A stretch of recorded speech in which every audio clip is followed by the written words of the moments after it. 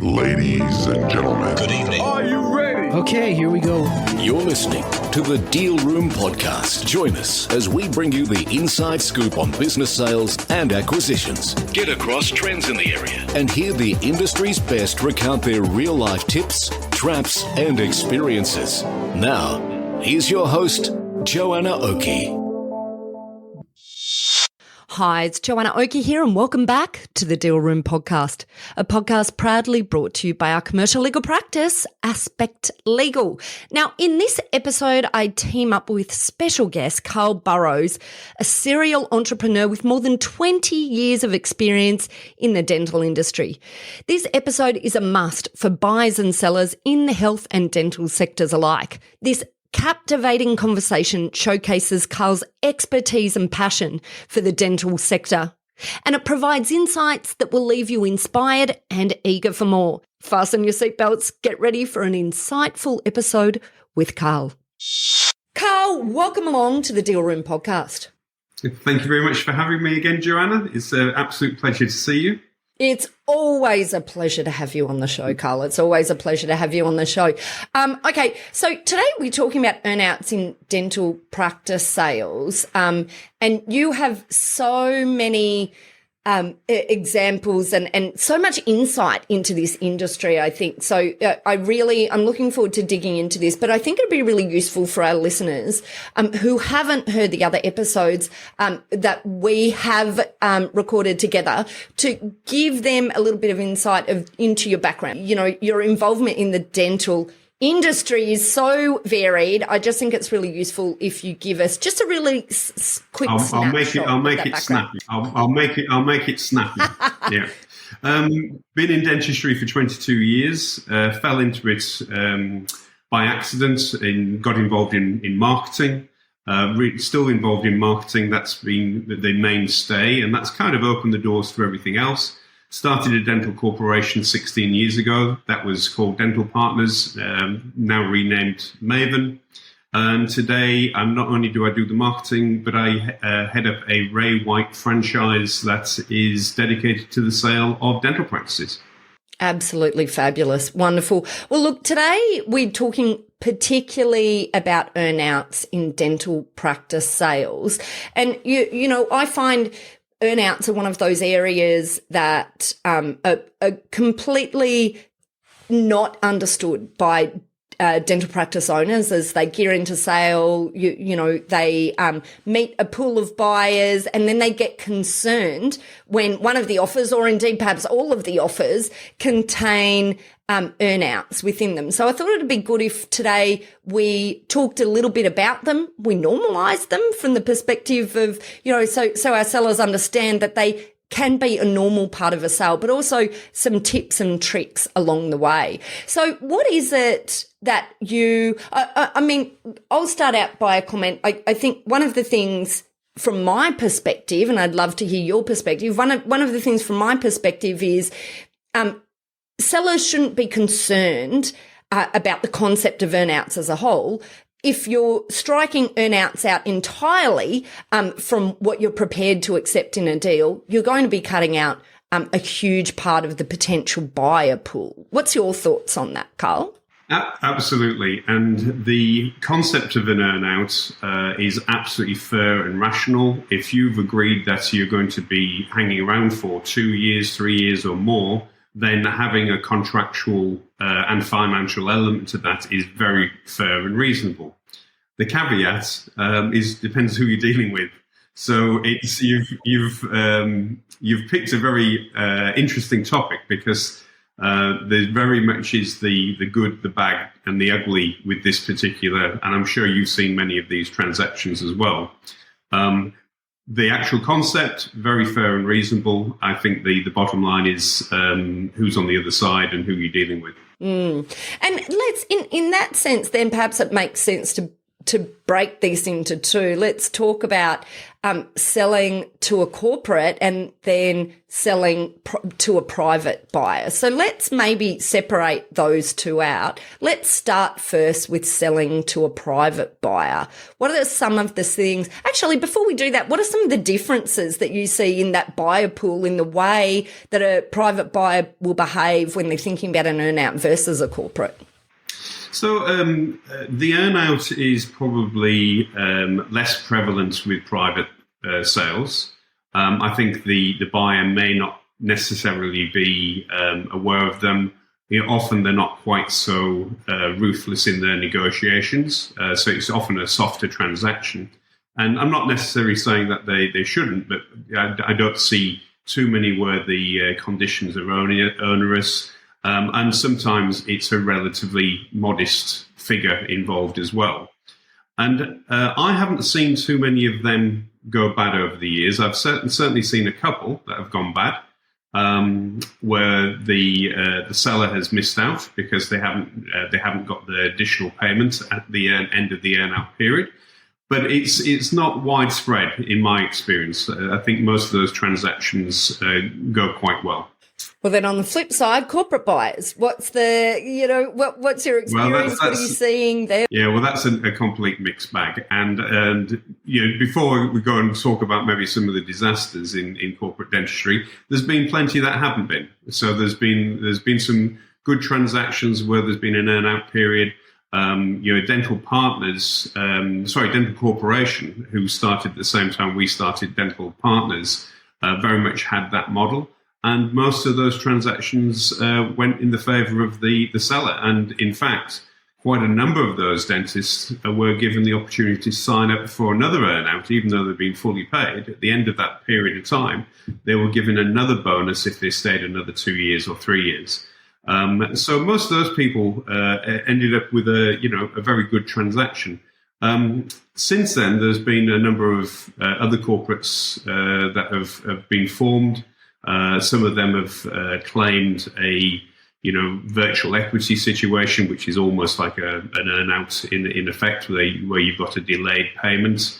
And some of those payments never got made, and some of those organisations don't exist anymore. So it's you've got to look beyond the sales pitch. And corporate dentistry is actually rationalising again at the moment. I don't know if you knew, but Bupa are wanting to pull out of Australia and sell their clinics. Another group called Akira are actually openly on the market. So there's going to be another round of changes in that particular pool. And that's an interesting comment. I know we're talking about earnouts, but interesting talking about the state of the market as well. What do you think the impact of these changes in the market right now are on your average seller? It's really difficult to understand what may happen. I think the opportunity that is current at the moment is there's a real lack of dentists and there's a real lack of dental staff. I don't fully understand why, because before we went into COVID, everybody was saying there's far too many dentists and people were having to work 3 jobs, and now it seems to be impossible to recruit a dentist. I think with the instability of knowing that your place of work is for sale, and that's a lot of practices in just those two, and then there's other corporations who are muted to wanting to sell as well. It may encourage more movement, and that may be good for private dental practice owners, because they may certainly have a bit more choice when they put an advert in for a dentist or a DA or a receptionist or a practice manager. So I think that could be one of the positives. A little bit of instability might get people moving a bit more. In terms of how it will affect the private practice owner in other ways, I don't think it will. The success of an individual dental practice is very localized. It's very much based on what you do within that practice yourself, your own sweat equity, all the things that you do. And again, you see practices going ballistically well where they have a lot of competition because they do the right things, and you see practices failing where they have no competition because they don't do the right things. So I think the practice owner is very much in the driving seat when it comes to their personal success. And I don't really think that any more changes in the corporate environment is going to really affect them a great deal. I think the one big takeaway from all the corporate dental groups is the public don't care about the brand above the door. A lot of those dental corporates have sort of compared themselves to Specsavers. They say, "Oh, we'll be the Specsavers of dentistry." But we know, I mean, both you and I wear glasses. We know that there's nothing relationship building about going to the optometrist.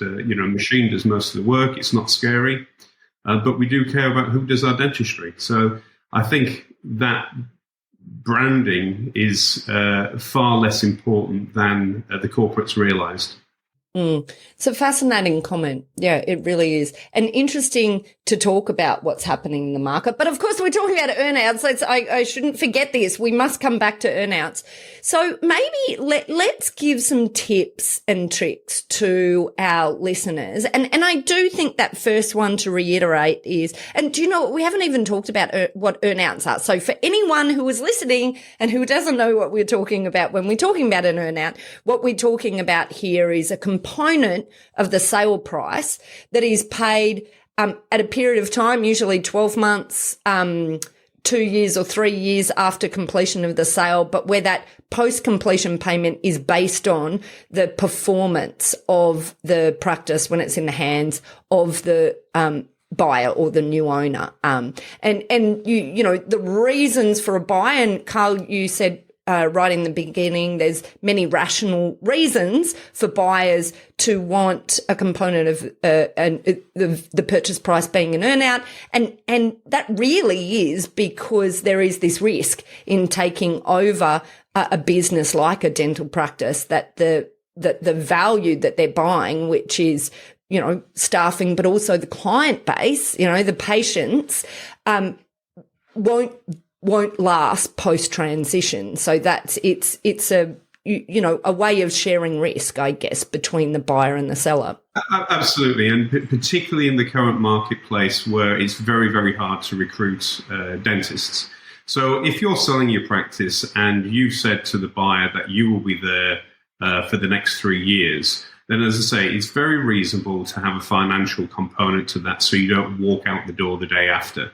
And so if that buyer knows they've got 3 years to replace you, 3 years to get to know the patient base, 3 years to transition from the seller to the buyer, then that's a very good transaction for hopefully for both parties. Certainly for the buyer, it gives them a dentist who is well known, and it gives them that brand loyalty to that dentist. And then obviously for the seller, depending on what stage of life they are, if they've thought about it early enough, then that could actually work for them. A friend of mine where I live locally sold his practice and continued to stay in the practice for 3 years, and was very delighted with the transaction. And I remember him ringing me up and saying, "I've had a pay rise. I've never earned so much money in my life," because he got paid as a dentist would normally get paid, where before he was just taking whatever was left in the till. And so, so things like that can happen. So the concept is absolutely fine and reasonable. Then it really is down to the parties involved. The first piece of advice I would say to anybody going into this type of transaction is make sure you've got a very good lawyer. Make sure that you. No, but it's so important. And if we talk about the corporate transaction separately, even more important. What people don't understand with the corporate earnout is if the corporation asks you to commit to time, that's perfectly reasonable. But let's say they ask you to commit to other things, so like a certain level of production. That can be very much taken out of your hands. So let's say the corporation rebrands, as many have, and your customers don't like the new branding and don't associate with that. Well, suddenly to expect you to continue at the same level, but then you've fundamentally changed something, maybe there's an absolutely onerous head office that upset all the staff. I've seen this happen. HR hasn't been handled correctly. Things change. You can't buy the birthday cake any longer. So and then your staff leave. And if your staff leave, that can affect the patient. The patient can be equally as concerned when a nurse they've got to know over many years leaves as when their dentist leaves. It can have a profound impact. So if that contract in a corporate situation is expecting you to continue doing certain things, you also need to make sure that contract says that is only fair and reasonable if the corporation doesn't change other aspects. And the other aspects are really branding, marketing, special offers, HR, all things that can fundamentally affect your ability to actually fulfill your contract. And the way I look at this from a legal perspective, and that we look at it here at Aspect Legal, is sort of breaking down these elements where there are earnouts in relation to what controls you have as a seller in relation to protecting the business, the business's ability to perform in a way that will drive the earnout. And that's both a mixture of these things that you're talking about in terms of the control of the behaviour of the organisation. But on a separate note, it's also about the way in which the calculation of the earnout comes out, which can become quite technical, but really important for the for these dental practice owners to understand. So, for example, because quite often there's terminology that I find isn't, dental practice owners aren't generally aren't using in day-to-day, their day-to-day, operation of their business, like focusing on EBITDA and what is incorporated in the calculation of the accounts and the earnout accounts. And a bit to just, to make it clear, you can have earnouts that relate to the revenue of the business, or you can have earnouts that relate to the profit of the business. And the profit, the terminology uses EBITDA. But I often find also a lot of work needs to be done in terms of what expenses you will allow to be included there, because you don't want the buyers to load up the accounts with a whole heap of expenses, because you have that differing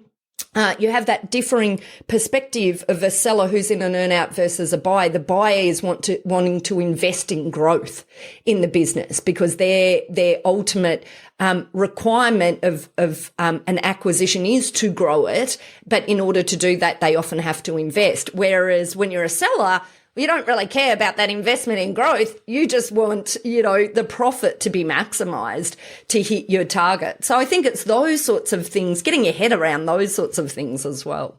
Yeah, look, absolutely. And, I've seen it where the, onerous head office costs have been put back to the individual practice. Well, suddenly you've got a cost now that you didn't have before you went into the transaction.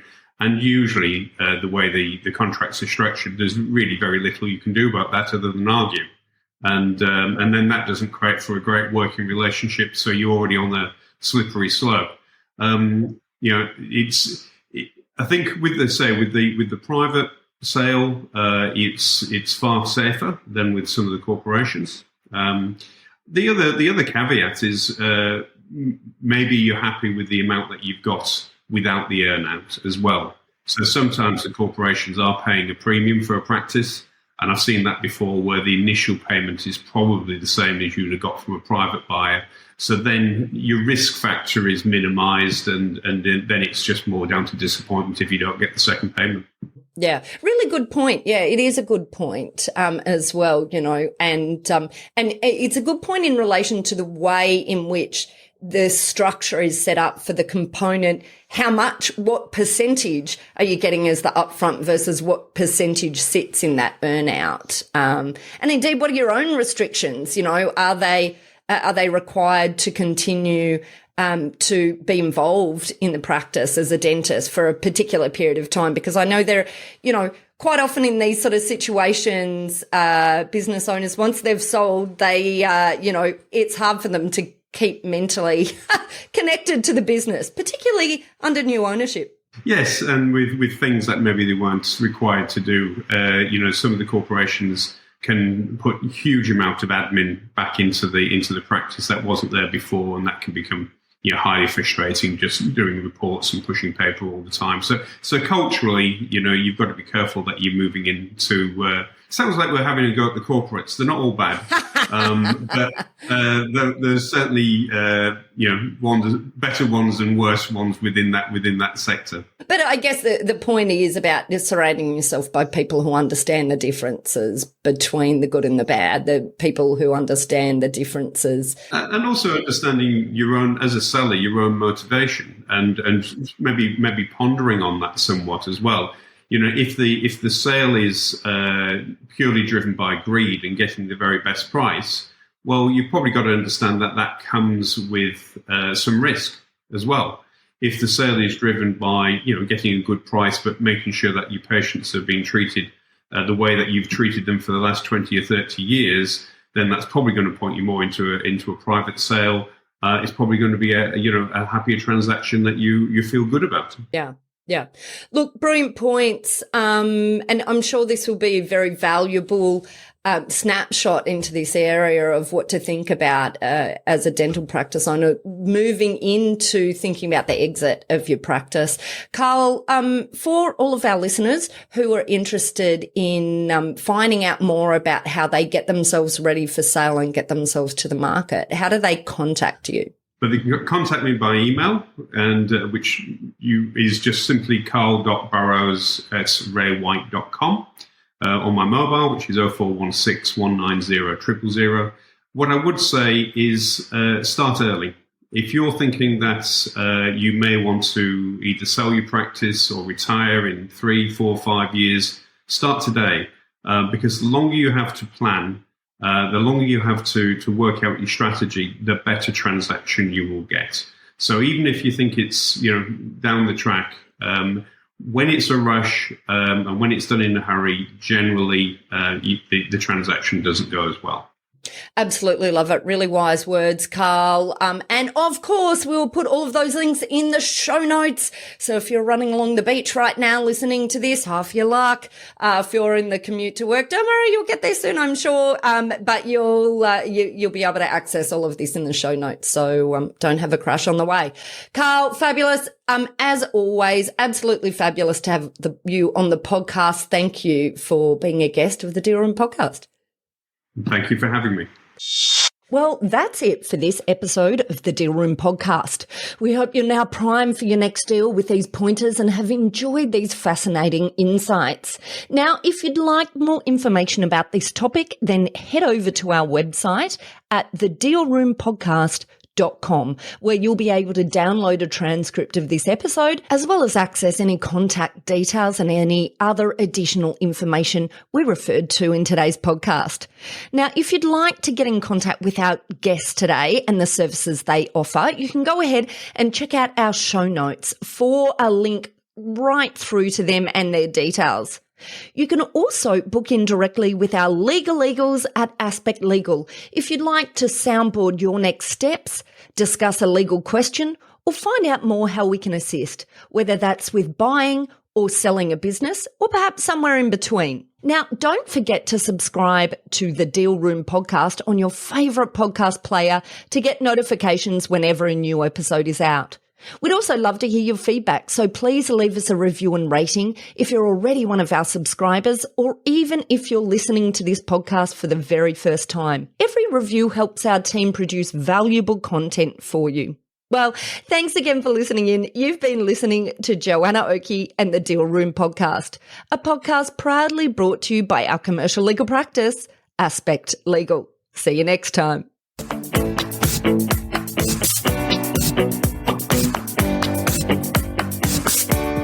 Aspect Legal has a number of great services that help businesses prepare for a sale or acquisition, to help them prepare in advance and to get transaction ready. We've also got a range of services to help guide businesses through the sale and acquisitions process. We work with clients both big and small and have different types of services depending on size and complexity. We provide a free consultation to discuss your proposed sale or acquisition. So see our show notes on how to book a time to speak with us, or head over to our website at aspectlegal.com.au. Ladies and gentlemen. That will conclude this evening's entertainment. Thanks for listening to the Deal Room Podcast. To find out more about this episode and other episodes in the series, check out the show notes or head over to our website at thedealroompodcast.com.au.